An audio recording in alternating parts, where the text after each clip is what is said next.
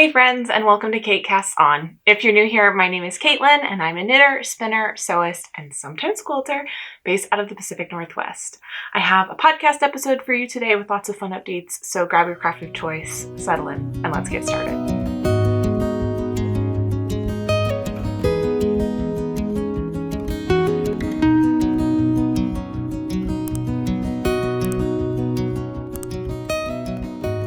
Hi friends! It has been about 4 weeks since I last filmed a podcast episode, so I have a good number of updates to share with you today. Some finished projects, sewing and knitting, lots of new cast-ons, including a self-drafted piece. So I'm really excited to kind of dive in today. Up first, as always, I am wearing a Sailor Swift top, which is a pattern by Veronica Lindberg or Kudafikika. This is actually the third one that I have made. I absolutely love this pattern. And on this version, I changed the gauge. I knit on a smaller needle size, so I have a little bit of a denser fabric. I still used one of the recommended yarns, which was Sandnes Garn Tin Line. I just preferred the fabric at a little bit of a tighter gauge. One of my other versions also uses Tin Line at the recommended gauge, and I just don't find myself pulling for that one as much, but I'm really happy with the fabric that came out of this one. The colors I used for this version is like the pure white color of Tin Line, like not off-white, pure white, and then kind of like the gray navy blue color. I think Tin Line uses numbers to identify colors, so I don't know those off the top of my head. But yeah, it's like the dark gray navy blue and pure white. And I really love this version. It's really nice. So now let's go ahead and get into finished objects. The first knitted object that I have to share with you is my Umbria summer top. This is a pattern by Cookie the Knitter, and it uses this really beautiful garter rib stitch pattern. It's kind of a raglan style cardigan tank. And I actually very much enjoyed the process of knitting this. I felt like it was very seamless. And I think I mentioned either in the comments of my last video or in the video itself, I can't remember.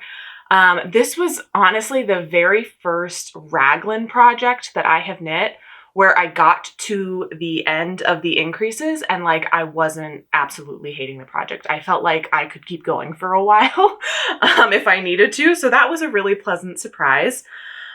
There were a few things in the pattern, just like how it was formatted, that were kind of a little bit not the best experience, I guess. Nothing major, just for example, the instructions for how to knit a buttonhole were provided at the beginning of the pattern, and then later on it just told you to reference the instructions on page 2 or 3 or something. So there was a bit of scrolling back and forth that happened. Maybe if you knit from a paper pattern, I don't think that would be that big of a deal, but on my phone it was a little bit annoying to have to keep scrolling back and forth. There were also, I think, just the way that the pattern was worded was a little bit different than most of the patterns that I'm used to. Not to the point of confusion, I could still understand what I was supposed to do. It was just a little bit different of phrasing than I feel like I'm used to, but I was still able to work with it. So just something to keep in mind if you're interested in knitting this pattern. I would still definitely recommend it, but the wording and phrasing, for me at least, was different than a lot of the patterns that I work from.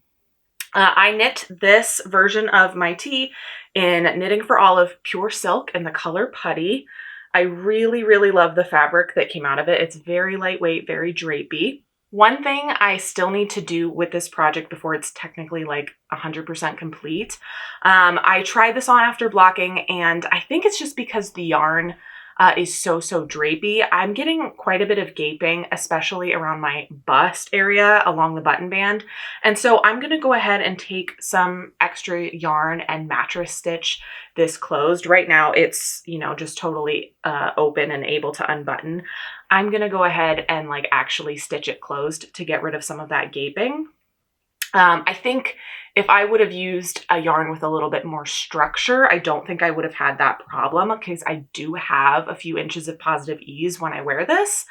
But yeah, it's just kind of very drapey. And so I want to make sure that that gets closed up. I did shorten the length of this shirt quite a bit, just to kind of get the length that I thought I wanted. I'm pretty sure I'm okay with it. It works well with high-waisted pants right now. I might eventually go in and add some length. We're just gonna see. I'm gonna try and live with it as is for now. Another thing that I'm not like 100% thrilled with how it turned out, and maybe it's just my version, but the front button band is hanging down a bit extra than the back or the sides of the garment. You knit the button band at the same time as the rest of the tee. So yeah, it's kind of hard to get it to be nice and tidy and tight. The instructions do say to like knit very, very tightly on the ends, which I was trying to be very intentional about doing, but I am still getting a little bit of extra length there.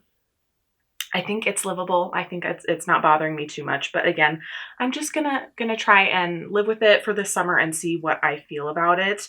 If you caught my last podcast episode, you know that I frogged a previous garment and reclaimed the yarn to knit this. So I'm not afraid of doing that if I need to. It would be a bit of a bummer, but I think I could do that if I absolutely dislike the way that it wears. I think if I were to knit this again, I would consider making a modification where I just knit it in the round so that I don't have to worry about the gaping button band in the front. I would just kind of maybe do a double knit section here in the center so that it still had like the thickness of a buttoned cardigan. It looked a little bit more like convincing that it was actually, you know, potentially a full cardigan, even though I knitted it in the round. But that's kind of my one note there. One thing that I absolutely love in this pattern that I will be taking with me into future projects is the bind off method that's used. Cookie the Knitter recommends, I believe it's called the Hiya Hiya Grandma bind off, which I just thought was really, really nice. I think it looks very clean. This is the equivalent of like a 2x2 rib. I think it looks very clean, and specifically for 2x2, I think it looks better than a tubular or an Italian bind off on 2x2 rib specifically. I think those methods will still be my preferred for 1x1 rib, but I think this looks a bit cleaner than like the way that you rearrange stitches before doing a tubular bind off on 2x2. So I think it looks really, really good, and it's like 5 times faster than a tubular or an Italian because it's not sewn. It's actually a knit bind off. So I really, really enjoyed that. It felt very seamless, and specifically on the bottom hem, it was so nice to be able to work a bit faster and get the project bound off pretty quickly. So yeah, I'm pretty happy with this. Technically, like I said, I still have that center mattress stitch to do before this is 100% wearable, but I really enjoy the fabric of this, and I could definitely see myself knitting this again in the future, maybe with, you know, a few modifications to kind of improve how it drapes on my body. But overall, I was really pleased with how this came out. My next finished objects are actually the different size samples for my Fable Socks pattern that's coming out soon. Actually, as of the day that this video goes live, Friday, the test applications for the Fable Socks are open, and they will be open up until Monday. So if you're watching this like in the first few days that this video goes live, definitely check out the test knit application. I will leave that linked in the description below if you're interested. So these are just some quick samples that I wanted to knit. They're just 1 sock each, but I just wanted to be able to provide some photos and examples of how the different sizes in the pattern would look. So this one right here is the 72 stitch variant. I knit this using Cascade Heritage in the color, I believe, Denim Blue. It's a really lovely, honestly, this reminds me of Cookie Monster. I've been calling it my Cookie Monster Blue color. I really, really like this. And I think it works really well with this sock pattern. And then the other sock that I have here, this is the 56 stitch version, and this is also Cascade Heritage, and this is the color Cedar Green. And since this one is Cookie Monster Blue, I've been calling this my Oscar the Grouch Green. And then if you know, my original pair that I knit was Coast to Coast Classic Sock in the color Rosehip, but all 3 of these together, I've been calling these my Elmo socks, these my Oscar the Grouch socks, and these my Cookie Monster socks. So that has been a fun little thing to reference as I'm knitting these pairs. I knit I think 6 Fable socks, just like back to back to back to back to back. So it's been fun to have that as my little reference point when I'm trying to think about what sock I need to work on next. But yeah, these, like I said, they're just a single sock for photos to just show some examples of how different sizes might look inside the pattern and also in the pattern listing. And it was really nice to be able to kind of follow my instructions and work the sock to a different size than I normally would and just go through the instructions again and just make sure everything was nice, especially because this will be my first knitting pattern. That just felt really nice to kind of have a little bit of reassurance that at least in my head, I think everything looks good. I will be having a test knit, like I said, to kind of confirm that that goes beyond just my own brain. But it was really nice to do these, and I'm really excited to bring these into the world. So like I said, you can apply to the test knit if you're watching this in the first few days of this video going out. I will leave that linked in the description, or otherwise the pattern will be coming soon. I think I have a tentative finish date for the test knit as the end of June. So theoretically mid-July, these sock pattern should be coming out.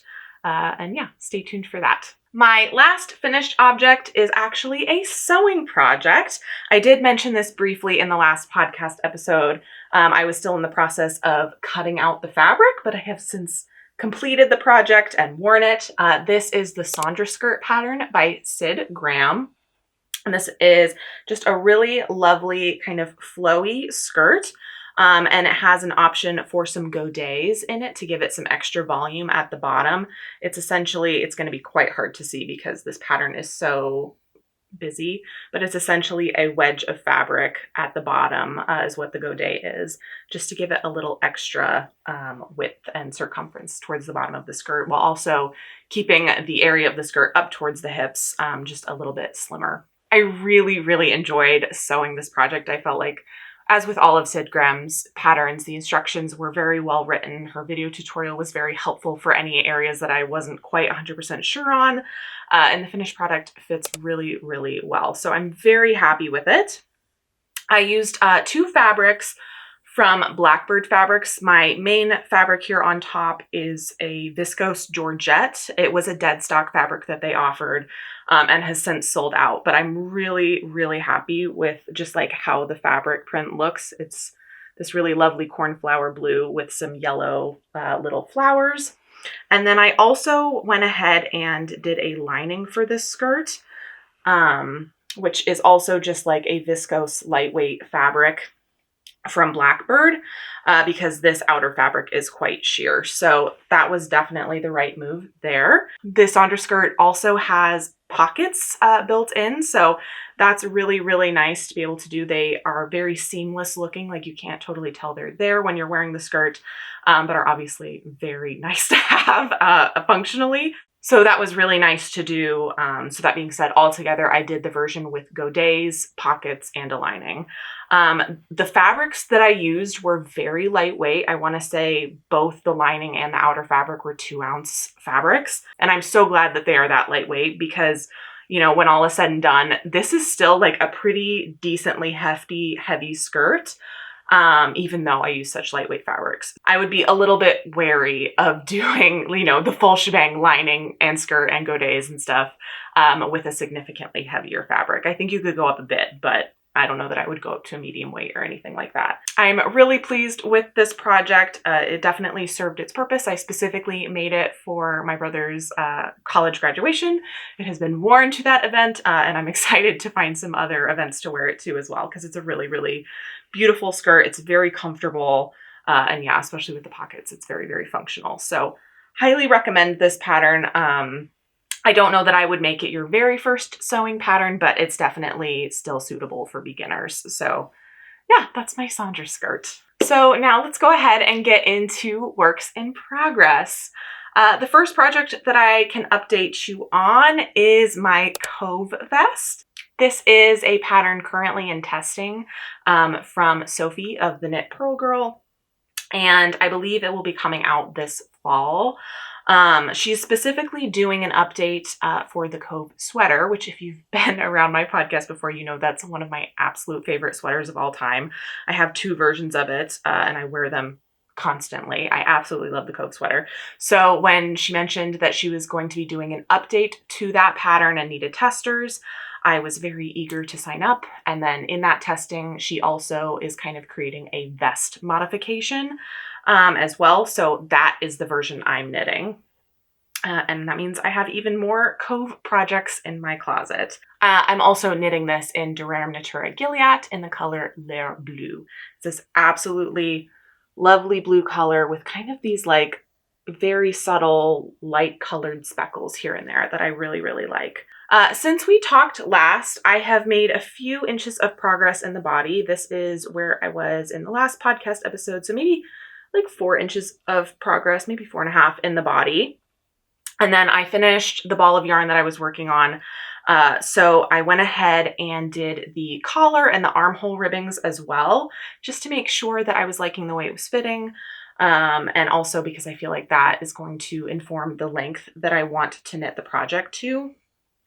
So I'm glad that I took a minute to do that. I'm going to be honest with you. When I first knit the armhole ribbing, I wasn't totally sold on it. It was just kind of because it's 2x2 rib, and also potentially because I'm using a woolen spun yarn that's just very lightweight. It was cinching in a lot. Like there was no, weight holding it down or anything like that. And the 2x2 was just cinching in a lot to the point where it kind of felt like a t-shirt. And this vest pattern, it drapes over your shoulder. It's kind of designed to be a very oversized vest. And so I didn't want the ribbing to be too tight. So I did a mid-project block on this as well. And I pinned this out pretty aggressively. Potentially for worsted spun yarn, you might not need to do it quite so much because it will naturally kind of have a little bit more weight to it. But I felt like I really wanted this to grow like several inches. So I did pin it out pretty aggressively, and I am very happy with how it's fitting now. I think it needed a little bit more depth than I was getting. And like I said, it could just be the yarn that I was using, but just something to keep in mind if you ever knit this in the future too, you might want to pin those out pretty good. Once I did that, I am very happy with the fit of it, and I'm looking forward to wearing it over some oversized t-shirts and maybe even some button-ups too. So yeah, at this point in time, all I have to do is kind of keep knitting to the length that I want the body to be, do some 2x2 ribbing and bind it off. I already actually have used the Hiya Hiya Grandma bind off on this project as well. That's what I used on the armhole ribbing. I think it looks great.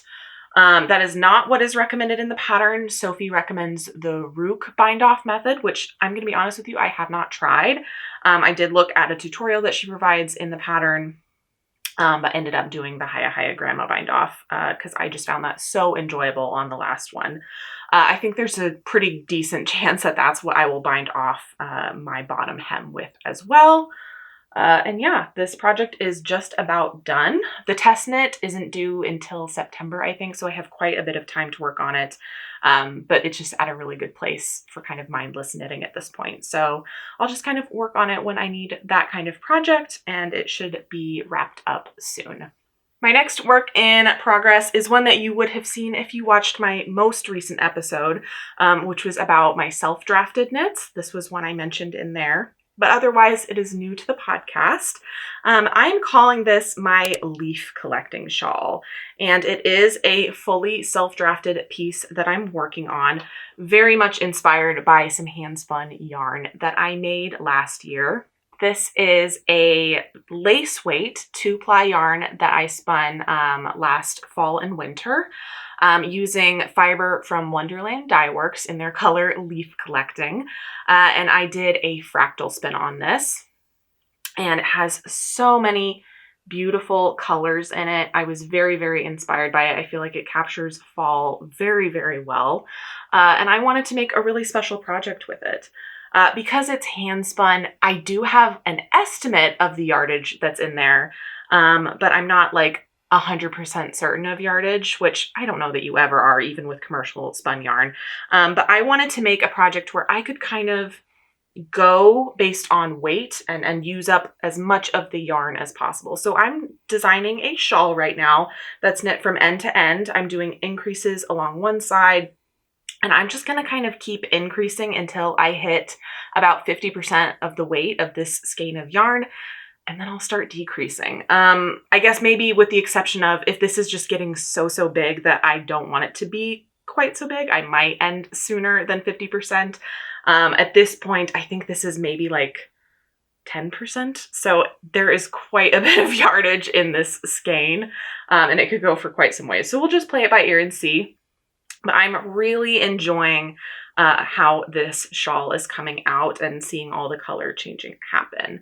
I designed this lace motif based on something that I found in my Japanese knitting stitch Bibles. Actually, let me pull it real fast. Okay, so this is the book I used kind of as a base for the lace chart that I designed. This is 250 Japanese knitting stitches, the original pattern Bible by Hitomi Shida. They have some really great charts to kind of work from in this. And I found a chart in here where I really liked like the general movement and shaping of the lace. But there were some changes that I wanted to make to it. So that's what I ended up doing. I just kind of customized that chart a little bit to make it exactly what I wanted. And I can actually show you a blocked version of this as well. This is the swatch that I did that's been blocked, so you can kind of see how the lace blooms. I'm really happy with it. It has some lovely like lace details, and also seed stitch is featured pretty prominently in it, which that was a customization that I made to the chart. I absolutely love the way seed stitch looks in lace. And I'm really happy with how this is turning out with the color changing. I wanted something that had some texture and movement to it, but wasn't just so busy that it felt distracting. I wanted the color changing and the texture to just kind of complement each other, and I'm quite happy with it. So it has kind of a leaf shape to it, but personally, because of how like busy the color changing is, I also see mostly the yarn overs, which remind me a lot of butterflies of how they're shaped here. So I just think it's absolutely beautiful and very elegant, and I'm very excited to be knitting it up. It's coming together really well. I'm kind of at a point where I'm just kind of flipping through the chart over and over again. All the increases have been kind of figured out so that they happen kind of seamlessly. And it's not necessarily mindless because I am following a chart. At this point, I have not memorized every row of the chart, but it is like pretty laid back and soothing. So I'm really enjoying it. It's been a while since I have knit this kind of lace. Obviously, I have done some pointelle style lace with the Fable socks, but other than that, it's been like a year since I have knit, if not more, since I have knit like true lace like this. So I'm really enjoying it. It's just a nice palette cleanser, something a little bit different. And yeah, it's really nice to just knit a few rows on every now and then and see some progress happening. I definitely see this as being a decently long-term project. It will probably last me through the summer, but that's okay. It'll just be nice to see how all the colors and everything take shape as I go. My next work in progress is a new cast on, and that is my Marseille sweater. This is a pattern by Petite Knit. I've been talking about this project for a while, so you might be familiar with it if you've watched past episodes. But I am knitting this using knitting yarn DK from Purl Soho. This is the color, let's see, Ivory Gray. This is my main color. And it's kind of hard to see because it's rolling so much. But this is a striped sweater pattern. So the yarn that I'm using for my stripes is this really lovely hand spun that I did last year. I'm using some fiber from Wee Chickadee. It's a combo spin. There's 2 different colors in there, but it's this really lovely like blue, brown, tan, rust, teal colored yarn that I'm very happy with. And I'm using that as the stripes. This was definitely what this project was based around, was I wanted to do a striped sweater with my hand spun. So I found the knitting yarn DK afterwards, and I'm really happy with how they're coming together.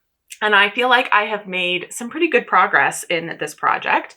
I've knit the entire back panel, including the very first stripe. and then done both the left and right shoulders and joined in the front, and just finished my stripe on the front. So I'm almost done with the front panel and will be joining in the round soon. I have made one modification to this so far, which is that I did not do a provisional cast on. This pattern calls for that at the very initial cast on, and I looked at the pattern photos and it really just looks like a standard drop shoulder.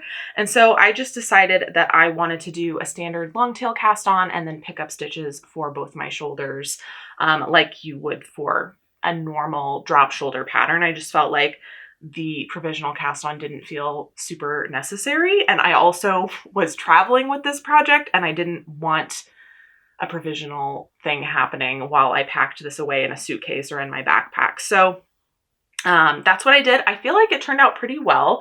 There is some short row shaping, so you can definitely see that right now. And you can see where I picked up stitches, but I think with blocking that's going to relax. And also that's just kind of the way a standard shoulder looks on most sweaters. So I'm not bothered by that at all. I feel like my pickup is pretty clean. I'm pretty happy with my pickups most of the time. The little spots that you can see, the texture there is the German short rows. It's not my pickup. So that was going to happen either way. And I do feel like a long tail cast on will give a little bit more structure to this than a provisional cast on long term. So that's kind of why I made that decision. I think you could do either way. I just felt like it wasn't necessarily worth it to do the provisional for me personally. So yeah, that's that modification there. I'm very happy with how it's coming together. I have never knit with Knitting Yarn DK before, so this has been a nice experience. In the last 6 months or so, I've actually been trying quite a few new to me yarns. And this one, I wouldn't say it's my favorite of all the new yarns I've tried recently, but it's absolutely like a solid option. I'm really enjoying the way it knits up. It has this really lovely heathering happening in it that I'm a huge sucker for. I love a good heathered yarn. And it has a nice woolly feel. So I could definitely see myself using this again. It feels to me like just a solid workhorse yarn. So yeah, I could definitely see myself using it again. There are a few other yarns that I have used recently as well, where I know for sure I will be using them again. They're like some of my favorite yarns of all time now. But this one's definitely very solid as well. So at this point, I am going to kind of finish knitting the front panel, join in the round, and I will continue working in the round until I finish this ball of yarn. And then I believe I will probably go ahead and do the collar. I like doing that pretty early, just so that it's taken care of and it helps me judge how the sleeves are fitting, how the length of the body is fitting, all of that. So yeah, I'm going to keep making progress on this, and I'm really excited to see it come together. I wasn't sure if I was going to knit this spring or if I was going to wait till fall.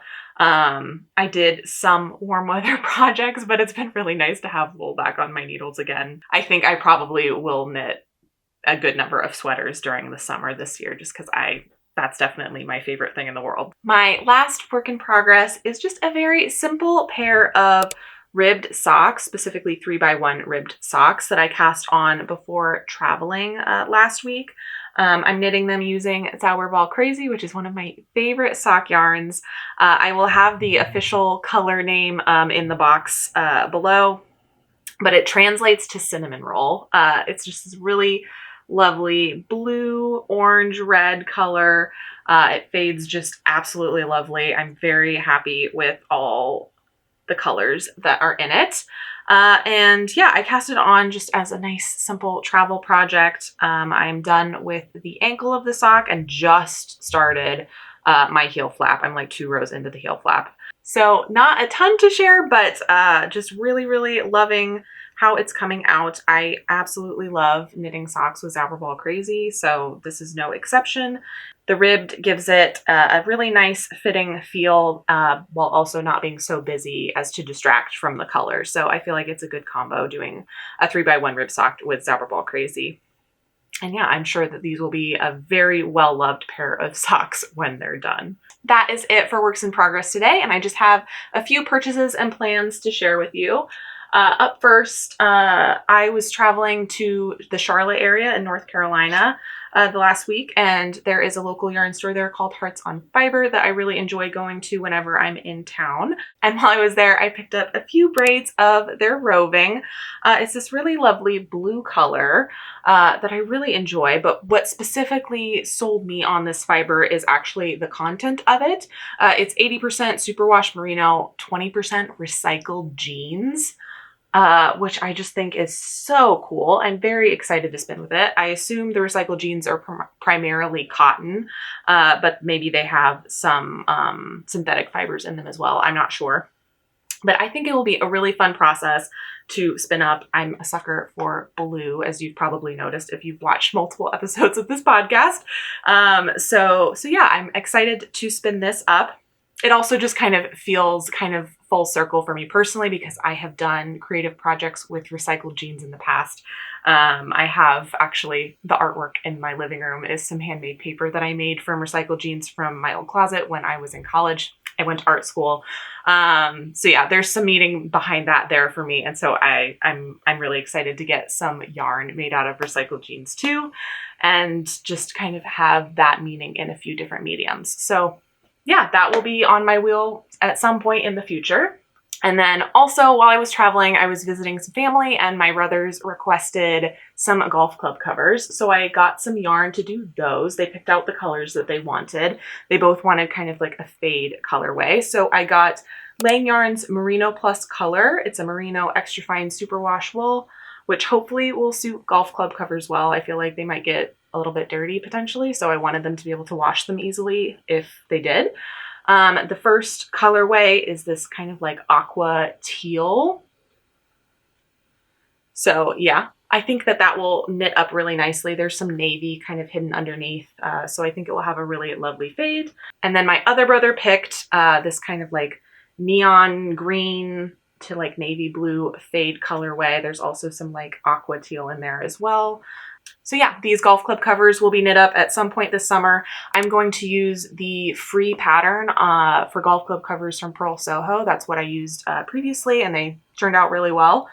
So I will leave that linked in the description below if you're curious about that pattern. But yeah, they'll be knit at some point this summer and sent off to them, which will be really nice. That is all I have to share with you today. I hope you had a nice time sitting down and chatting with me and that you found a lot of joy in whatever you've been working on during this time. You can always come over and say hi to me on Instagram or Ravelry. My username is CaitCastsOn, and both of those are linked in the description below. As a reminder, the test knit application for my Fable socks is open for the next few days. If you're watching this right when the video goes live, that will also be linked in the description below. If you haven't already, if you could take a second to like this video, subscribe to the channel, comment, all the YouTube things. Those things really help me out and help new people find me. I hope you have a great rest of your day, and I will see you in the next one. Bye.